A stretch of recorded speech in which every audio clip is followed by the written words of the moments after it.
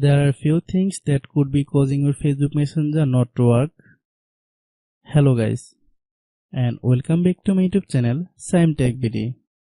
Today I will discuss how to fix Messenger app slow loading problem in iPhone. I have a request, if you are new to channel, please subscribe and stay with us.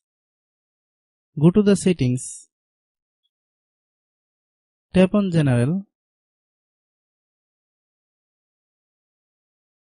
Click iPhone Storage.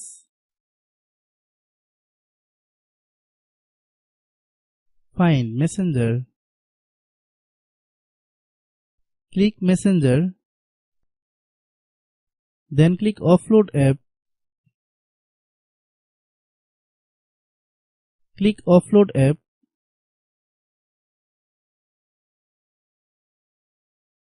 Then click Reinstall App.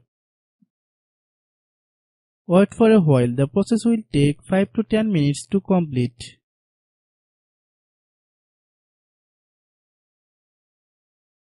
Then open the App Store.